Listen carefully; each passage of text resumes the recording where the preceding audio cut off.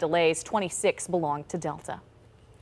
Turning now to our forecast as we take this live look over Mount Clemens. You can see it's a windy and cloudy day. Let's turn to 7 First Alert meteorologist Hallie Vogel. Hallie, are we in for this all day? You know, it's starting to dry out. We're on the tail end of things. So okay, good. At least the rain that we're going to get for the next few hours looks very spotty. So we'll track a few of those afternoon showers. The cold front is already beginning to move through and almost cleared at this point, but it will be a dry finish to the week. So high pressure builds back in tomorrow, Friday, and extends into the weekend. And then another big warm up for the end of July. We're talking about bigger heat, temperatures back to near 90. I want to show you the rainfall estimates on radar the last 24 hours. You can see the couple of bullseyes, especially around the Grosse Points, around Roseville, East Point area, extending back toward Farmington Hills into Livingston County. So really got hit hard with some very heavy rain, some flooding rain at that. And now we're beginning to see things at least quiet down somewhat as everything's pressing off to the east. And again, it's the tail end of the cold front we're watching right now. We can see a few showers around Flat Rock,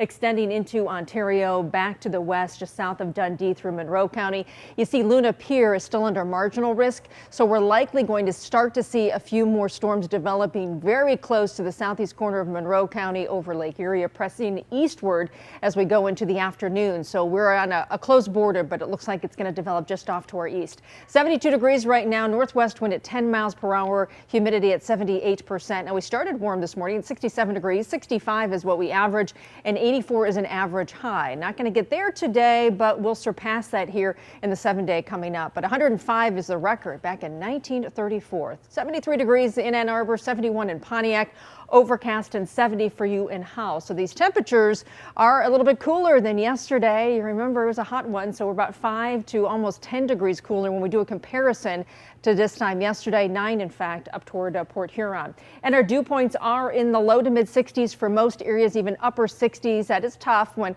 our dew points get into the 60s. It feels sticky, and it looks like we'll stay there as we go into the overnight hours. It'll lower a bit, drop off during the day tomorrow. So tomorrow we're looking at a drier air mass back in place. Temperatures in the upper 70s, maybe close to 80 for a high today. Hour by hour forecast shows, again, a few storms developing just along and south of that cold front as it exits today.